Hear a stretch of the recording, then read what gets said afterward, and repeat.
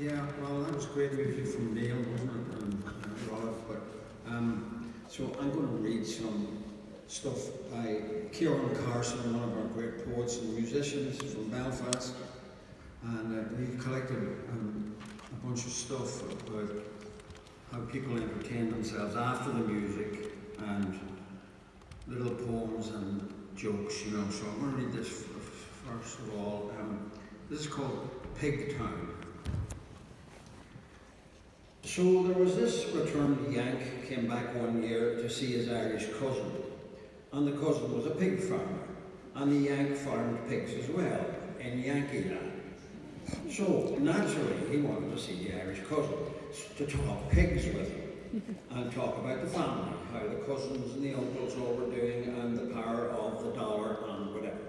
So he drives up in his big hard car, the Yank, and it's some job getting up the boreen, what with all the potholes and the stone walls, scraping up against the bodywork. But he gets there, and he gets out, and there's Paddy leaning on the half door, puffing on his pipe and waiting for him, for he saw him coming. So the Yank says, "How you doing, Paddy?" "Fine," says Paddy. "I expect you'll want to see the pigs." "All right on," says the Yank. "I sure would like to see your feeding regime.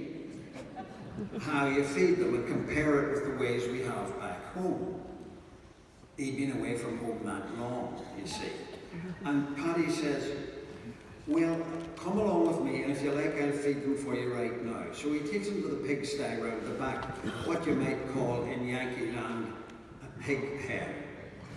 And there's 6 or 7 pigs in there, and there's a little orchard maybe 50 paces down the road. And Pat says, "Piggy, piggy." And the pigs come over to him, and he stoops down over the pigsty wall and puts his 2 arms round a pig and lifts it out. He carries it down the boreen to the orchard, lifts the pig up to an apple tree, holds it there, lets it munch away until it's at its fill. He brings it back and puts it back in the sty. He takes another pig and takes it to the orchard, and he holds it up and lets it munch away until it's had its fill. And so on till he has all the pigs fed. Now the Yank is following him around all this time. He's watching him and scratching his head, not knowing what to make of all this. So he says, "Well, Pat, that sure is very interesting, and I'm sure we ain't got nothing like that back home. But say, Pat, don't you find it very time-consuming?" "Right enough," says Paddy. "But sure, what's time to a pig?"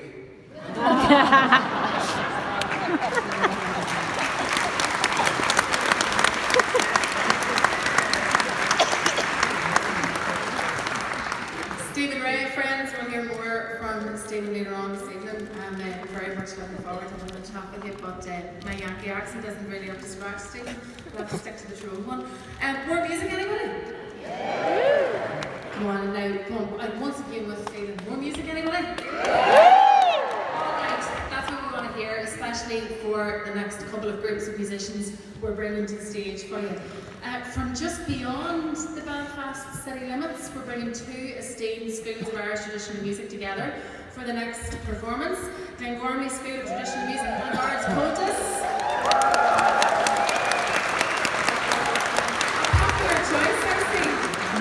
Popular choice, so we'll bring all our musicians up onto the stage now, and let me tell you about Cultus.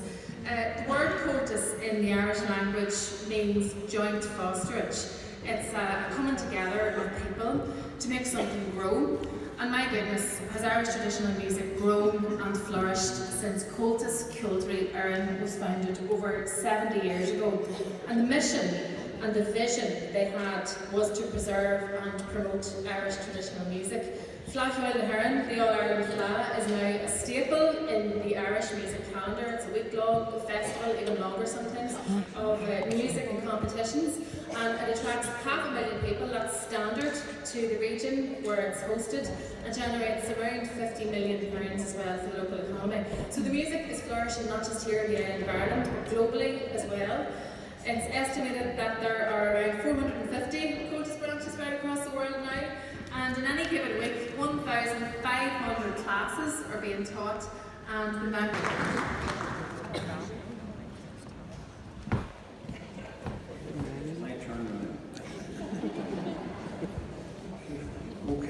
This is another thing by Ciaran Carson, and it's called The Dairy Maid. In the old times in Ireland, you know, there were what we call the hiring fairs. That's where a boy or a girl would go to the hiring fair to hire out with a farmer as a farmer's servant, or a dairymaid, or a lad just as a farmer's servant round the yard, helping him with his work on the land. And this little girl went to the hiring fair one day, and what they used to do was stand in a line all day. Nowadays, they'd call it a queue. But she stood all day, and every boy and girl in the whole line was taken, and she was left there alone. And nobody had taken her, and she was thinking of going home and telling her parents that nobody had hired her. And a funny little man came up to her with a cocked hat on. Now, you wouldn't believe it, but this cocked hat was coloured pink. And he had a jacket with brass buttons on it, and that was coloured a bright, vivid blue. And he had a pair of knee breeches on him, coloured emerald green. And he had a pair of yellow stockings on him up to the top of his knee breeches, and a pair of beautiful, shiny brown boots on him. And he had a big moustache like the handlebars of a bicycle, and a beard that was reaching down to the brass buckle of his belt. And he said, "Did nobody take you, little girl?" "Well, sir," she said, "the way it is, my parents told me to arrange how much I'd be paid for my service with you, because there were contracts in those days for 6 months. And he felt her biceps, and he said, "You're a strong little girl, I'll pay you well." Well, they travelled up a high hill and down into a low valley, between green hedges and ditches, and they left the hard road and went on the soft road, between green hedges and ditches. And they came then to a place where there were trees growing both sides of the road, what we'd call in literature a sylvan tunnel. And when they came out of the sylvan tunnel, the road took a sharp turn to the left, and they came to a clearing.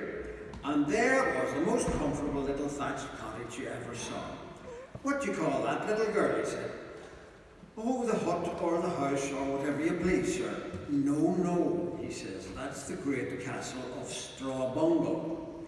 He took a big iron key out of his pocket and he opened the door and went in, and he threw a bottle of turf on the fire. "What do you call that, little girl?" "That's the hot or the heat or whatever you please, sir." "No," he said, "that's hot cockalorum." And the next thing, the cat came in and stretched by the fire. "What do you call that, little girl?" "That's the kit or the cat or whatever you please, sir." No, he said, "that's white-faced simony." And she said, "If I may make so bold, what do I call you, sir?" "Oh, my name's Donna Perry Septo," he said, "and I think we'll put down the kettle and we'll make tea." And you can picture her, beautiful little girl that she was, over to the crock of water with a pannikin, filling the kettle. "What do you call that, little girl?" "That's the wet or the water or whatever you please, sir." "No," he says, "that's pondalorum." And she hung the kettle on the crane over the fire, and then he took off his boots. He was tired after walking the whole day through the fair. "What do you call those, little girl?" "Well, your boots, your brogues, whatever you please, sir." "No," he said, "they're my hay down treaders." And then he rattled the knee of his knee breeches on it. "What do you call those, little girl?"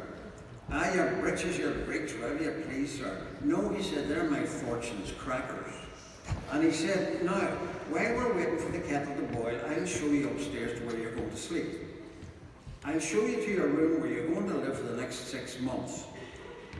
And going up the stairs, he says, "What do you call those, little girl?" "Oh, the steps or the stairs or whatever you please, sir." "No," he said, "that's the wooden hill." And he threw open a door at the top of the stairs and he showed her bed in her room. "What do you call that, little girl?" "Oh, the bunk or the bed or whatever you please, sir." "No," he said, "that's the barnacle." And they had supper, they milked the cow, and they locked up and away to bed for the night. And in the middle of the night, there was a rap, a knock at his door. "What's wrong, little girl?" he said. "Rise up from your barnacle, Donna Perry Septo, and put on your fortune's crackers and your hay down treaders, and come down the wooden hill, because white-faced Simony has a spot of hot cockalorum on his tail. And if we don't pour pondalorum on it quick, the great castle of Strawbungle will be in hot cockalorum."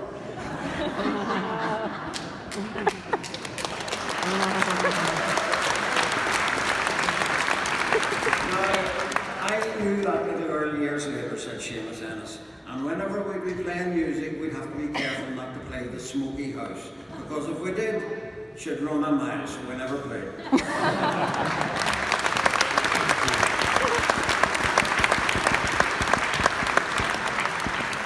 Stephen Ray, we'll hear more of David after the interval, but now to take us up to the interval, another great group is